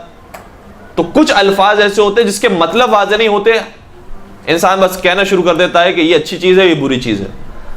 قیاس بھی انہی چیزوں میں سے ایک ہے۔ ایک قیاس وہ ہے کہ جو ابو حنیفہ کیا کرتا تھا، وہ برا قیاس، ناپسندیدہ قیاس، اور ایک قیاس وہ ہے کہ جو خود ہماری منطق کی کتابوں میں حوزہ علمیہ کے اندر پڑھایا جاتا ہے کہ یہ قیاس کیا جائے، وہ قیاس پسندیدہ قیاس ہے۔ دونوں قیاس میں فرق کیا ہے؟ جو قیاس ابو حنیفہ کیا کرتا تھا وہ یہ ہوتا تھا کہ ایک مسئلہ شرعی، ایک جزئی مسئلہ جس کے بارے میں پروردگار نے مثال کے طور پر کہا کہ یہ چیز واجب ہے، تو کہتا تھا کہ جب یہ چیز واجب ہے تو اس سے جو اوپر درجے کی چیز ہے، اس سے جو بڑے درجے کی چیز ہے، وہ یقیناً خود بخود واجب ہوگی۔ جب ایک چھوٹی چیز واجب ہے تو ایک بڑی چیز یقیناً واجب ہوگی۔ اس کی مثال میں آپ کی خدمت میں عرض کروں گا۔ جو دوسرا قیاس ہے کہ جو پسندیدہ قیاس ہے، اس کی مثال اس کی بعد میں عرض کر دوں۔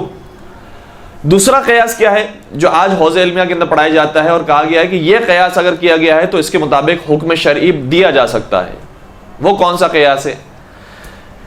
وہ قیاس یہ ہے کہ ایک عمومی قاعدہ ہے۔ ابو حنیفہ کے قیاس میں ایک جزئی بات تھی، اور یہاں جو قیاس سکھایا جاتا ہے وہ عمومی اور کوئی کلی قاعدہ ہے۔ اس کلی قاعدے کے اندر جتنے بھی جزئی افراد شامل ہیں وہ سب کے سب اس کلی قاعدے کی وجہ سے اس کے اوپر بھی وہی حکم آئے گا۔ ایک کلی قاعدہ بیان کیا گیا، اس کے اوپر جو حکم آیا ہے وہی جزئی قاعدے کے اوپر آئے گا۔ یہ قیاس پسندیدہ قیاس ہے، جائز قیاس ہے، اور یہی قیاس وہ ہے کہ جو حوزات میں پڑھایا جاتا ہے۔ مثالیں دونوں کی عرض کر دوں۔ چھٹے امام، امام جعفر صادق علیہ الصلوۃ والسلام،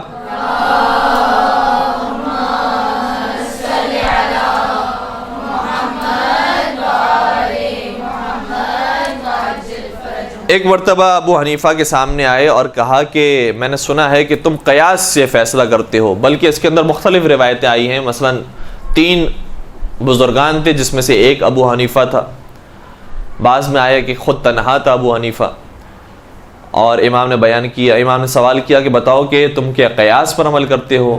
جس مسئلے کے بارے میں تمہیں کہیں سے کوئی حکم نہیں ملتا تو اس میں قیاس سے کام لیتے ہو؟ کہتا ہے کہ عجیب، میں قیاس سے کام لیتا ہوں اور قیاس کے مطابق حکم جاری کرتا ہوں۔ امام نے سوال کیا اچھا پھر یہ بتاؤ کہ قتل بڑا گناہ ہے یا زنا بڑا گناہ ہے؟ فوراً سے کہتا ہے کہ قتل بڑا گناہ ہے۔ امام سوال کرتے ہیں کہ پھر تیرے مطابق تو نے اگر قیاس سے کام لینا ہے تو پھر تیرے مطابق تو ایک مسئلہ کھڑا ہو جائے گا، کیونکہ قتل تو کہہ رہا ہے کہ بڑا گناہ ہے، جبکہ قتل کے اندر صرف 2 گواہ آ جائیں گواہی دینے کے لیے تو کسی کے اوپر مقدمہ قائم ہو جاتا ہے اور قاتل کو اس کی سزا دے دی جاتی ہے۔ لیکن زنا کا اگر کوئی گناہ انجام دے تو زانی کے لیے 4 گواہ کی ضرورت ہے، 4 گواہ ہوں گے تو پھر اس کے اوپر سزا جاری ہوگی۔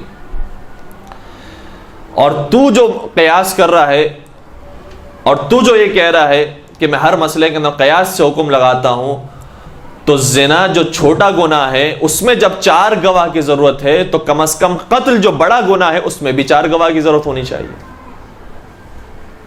جبکہ یہاں پر تیرا قیاس غلط ثابت ہو جاتا ہے۔ اب اس میں کیا بات ہے؟ اس میں جزئی حکم ہے، ایک جزئی حکم جو زنا کے بارے میں دیا گیا ہے، شریعت نے جو زنا کے بارے میں بیان کیا گیا ہے، اس جزئی حکم کو کسی دوسرے جزئی حکم کی طرف اپلائی نہیں کیا جا سکتا، دونوں کے مسئلے الگ الگ ہیں۔ پھر امام نے ایک اور سوال کیا اچھا یہ بتا کہ تیرے نزدیک نماز بڑی عبادت ہے یا روزہ؟ کہتا ہے نماز بڑی عبادت ہے۔ کہ پھر یہ بتا کہ نماز میں جن ایام میں خواتین نماز نہیں پڑھتی ہیں اور قضا ہو جاتی ہے، نمازیں چھوڑ دیتی ہیں، انہیں تو دوبارہ پڑھنے کی ضرورت نہیں پڑتی، شریعت نے تو نہیں کہا کہ دوبارہ پڑھی جائے، لیکن اگر روزے چھٹ جائیں تو شریعت نے کہا ہے کہ واجب ہے کہ ان روزوں کو دوبارہ رکھے اور ان کی قضا کرے۔ جب روزوں کے بارے میں جو چھوٹی عبادت ہے قضا کا حکم دیا گیا ہے، تو نماز جو بڑی عبادت ہے بطریق اولا تیرے مطابق اس میں بھی قضا کرنی چاہیے۔ پھر امام نے بیان فرمایا اول ما قاس ابلیس، سب سے پہلے جس نے قیاس سے کام لیا وہ ابلیس تھا۔ ابلیس نے کون سا قیاس کیا تھا؟ قرآن مجید کی آیت ہے کہ جب آدم علیہ السلام کو سجدہ کرنے کا حکم دیا تو ابلیس نے کہا کہ میں تجھ سے بہتر ہوں، انا خیر منہ، میں آدم سے بہتر ہوں، خلقتنی من نار وخلقتہ من طین، مجھے خدا نے آگ سے پیدا کیا ہے اور اسے مٹی سے پیدا کیا ہے۔ اس موقع پر شیطان نے بھی موازنہ کیا 2 چیزوں کا، اور دونوں جزئی چیزیں تھیں، جزئی اور چھوٹی مثالیں تھیں۔ آگ کو مٹی سے موازنہ کیا، یہ سمجھا کہ آگ اور مٹی کا مقابلہ کیا جائے تو آگ مٹی کے اوپر غالب آ جاتی ہے اور مٹی کو خراب کر دیتی ہے، مٹی کو جلا دیتی ہے، مگر اس نے یہ نہیں سوچا کہ آگ کے کچھ ایسے نقصانات ہیں کہ جو مٹی کے اندر نہیں پائے جاتے، مٹی کے اندر کچھ ایسے فوائد ہیں کہ جو آگ کے اندر نہیں پائے جاتے۔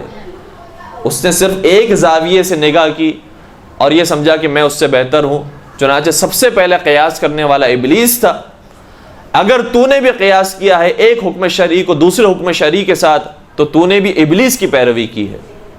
اور پھر ایک مقام پر فرمایا ان دین اللہ لا یصاب بالعقول، خدا کی شریعت عقلوں سے ثابت نہیں ہوتی، خدا کی شریعت ہماری اور آپ کی ناقص عقلوں سے ثابت نہیں ہوتی۔ خدا جو عقل قل ہے، خالق عقل ہے، ہماری عقلوں کو پیدا کرنے والا ہے، اس نے جب اپنے علم کے مطابق جو فیصلہ کیا ہے کہ مثال کے طور پر فجر کی 2 رکعت ہو، ظہر عصر کی 4 رکعت ہو، مغرب کی 3 اور عشاء کی 4 رکعت ہو، تو پھر ہمارے عقل کے اندر یہ بات آئے یا نہ آئے؟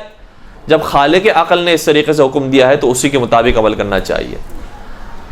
یہ وہ قیاس ہے کہ جس کی مذمت کی گئی ہے، اور آج شاید معاشرے کے اندر آپ کو یہی قیاس نظر آئے گا کہ جب فلاں جگہ پر یہ حکم ہے تو یہاں پر بھی یہی حکم ہونا چاہیے۔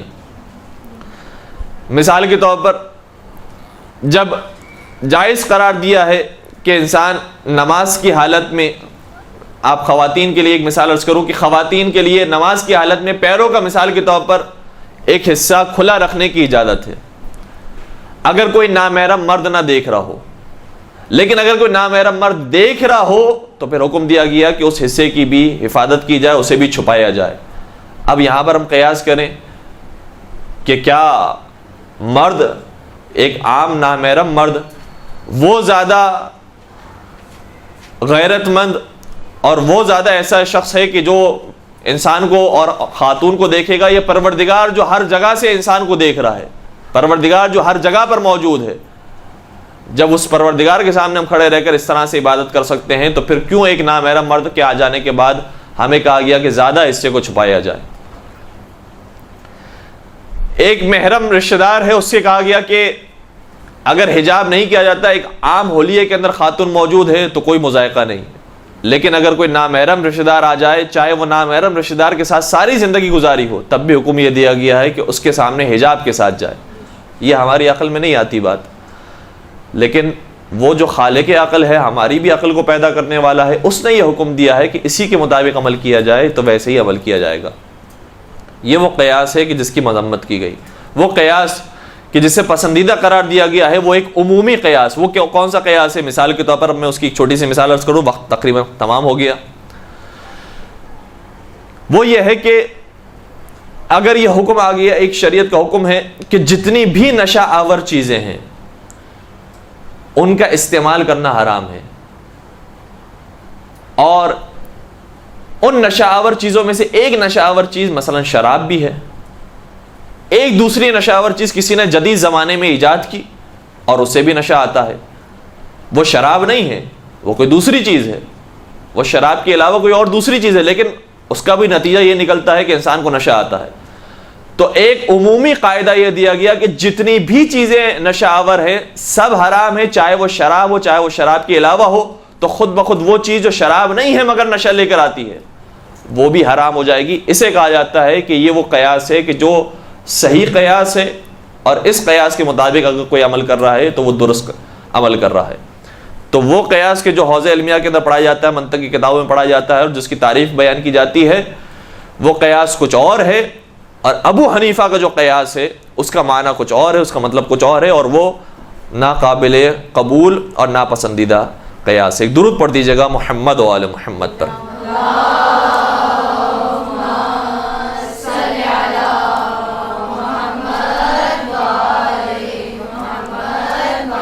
ایک بہت اہم عنوان تھا جس پر گفتگو کرنا رہ گئی، اور چونکہ اس پر گفتگو کے لیے بھی وقت کافی درکار ہے، اگر انشاءاللہ بعد میں موقع ملا تو اس پر گفتگو کی جائے گی۔ وہ یہ ہے کہ چھٹے سرکار کی چونکہ شہادت کی ہم ایام کو منا رہے ہیں، تو چھٹے امام نے وصیتیں کون کون سی کی؟ عام طور پر ایک وصیت کا تذکرہ کیا جاتا ہے کہ چھٹے امام نے بیان فرمایا لا تنالوا شفاعتنا من استخف بالصلاۃ یا مستخفیا للصلاۃ۔ کتاب کافی کے اندر 2 مقامات پر یا 3 مقامات پر یہ چھٹے امام کی وصیت موجود ہے، لیکن صرف یہ ایک وصیت نہیں ہے جو چھٹے امام نے کی ہے، کئی ساری وصیتیں ہیں کہ ان کا تذکرہ ہوتا ہی نہیں ہے۔ چھٹے امام نے اپنے رشتہ داروں کے بارے میں وصیت کی، صلہ رحمی کے بارے میں وصیت کی، یہ وصیت کی کہ نمازوں کی مثال کے طور پر پابندی کرنا ہے تو بہت سارے حقوق العباد کے بارے میں وصیت کی کہ یہ بھی انجام دینا ہے۔ ایک طویل فہرست ہے جو چھٹے امام نے وصیت کی ہے۔ انشاءاللہ موقع ملا تو بعد میں وہ چھٹے امام کی وصیتیں آپ کی خدمت میں عرض کریں گے کہ صرف نماز سے متعلق چھٹے امام کی وصیت نہیں کہ ایک وصیت کی اور چھٹے امام کے انتقال اور شہادت ہو گئی، کئی ساری وصیتیں ہیں جو امام نے فرمائی ہے۔ اور جس طریقے سے چھٹے امام کی وصیتیں بہت زیادہ ہیں، اسی طریقے سے باقی ائمہ کی بھی، پہلے سرکار پہلے امام، دوسرے تیسرے چوتھے، تقریباً 7ویں 8ویں امام تک جو ائمہ ہیں ان کی کئی ساری بڑی تعداد کے اندر وصیتیں ملتی ہیں کہ جو انہوں نے آخری موقع پر بیان فرمائی۔ انشاءاللہ موقع ملا تو آپ کی خدمت میں عرض کی جائیں گی۔ آپ کی عبادت کی قبولیت کے لیے، آپ کی توفیقات میں اضافے، ہماری توفیقات میں اضافے کے لیے، اور ہمارے تمام گناہ کبیرہ صغیرہ کے مغفرت کے لیے، مرحومین کی مغفرت کے لیے ایک باواز بلند درود پڑھ دیجئے محمد و آل محمد پر۔